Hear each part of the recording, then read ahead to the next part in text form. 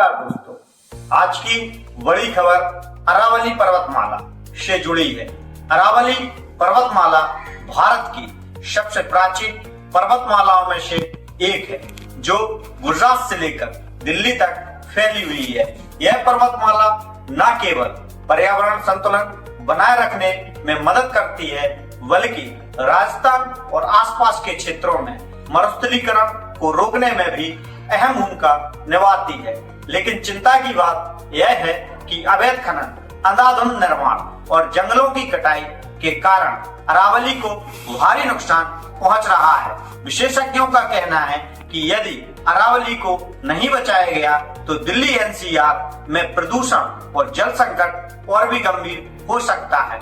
पर्यावरण संगठनों द्वारा अरावली को बचाने के लिए कई कदम उठाए जा रहे हैं, लेकिन इसके लिए आम जनता की जागरूकता और सहयोग भी बेहद जरूरी है।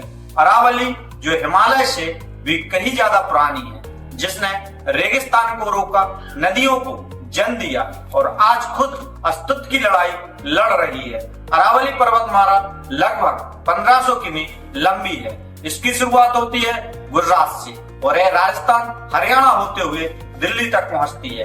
वैज्ञानिकों के अनुसार अरावली की उम्र करीब 1.5 करोड़ साल है, यानी यह तब की है जब धरती पर जीवन की शुरुआत हो रही थी। अरावली सिर्फ पहाड़ नहीं है, यह भारत की प्राकृतिक ढाल है। अगर अरावली ना होती तो थार का रेगिस्तान कब का दिल्ली, हरियाणा और उत्तर भारत तक पहुंच चुका होता। अरावली हवाओं की दिशा बदलती है, रेत को रोकती है और बारिश के पानी को जमीन में समाने में मदद करती है। यही वजह है कि यह क्षेत्र भूजल के लिए बेहद अहम है। अरावली से कई नदियां जन्म लेती हैं, जैसे बनास, साहिबी, लूनी। ये नदियां लाखों लोगों को पानी देती हैं, लेकिन अब अरावली कटती है तो नदियां सूखने लगती हैं और पानी जमीन से गायब हो जाता है। दिल्ली एनसीआर में गिरता भूजल स्तर सीधे सीधे अरावली की तबाही से जुड़ा है। अरावली आज जूझ रही है अवैध खनन, जंगलों की कटाई और अनियंत्रित निर्माण से। पहाड़ों को तोड़ा जा रहा है, पेड़ों को काटा जा रहा है और जमीन को कंक्रीट में बदला जा रहा है। अरावली दिल्ली एनसीआर के लिए एक ग्रीन लंग्स की तरह काम करती है। यह धूल और प्रदूषण को रोकती है।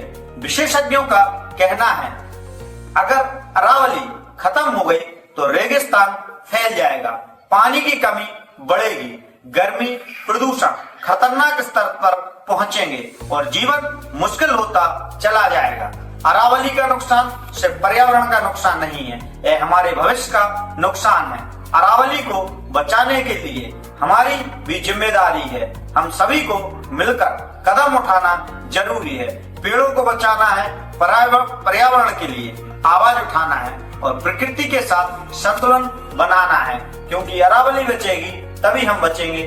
धन्यवाद। विशेष खबरों के लिए चैनल को लाइक करें, सब्सक्राइब करें।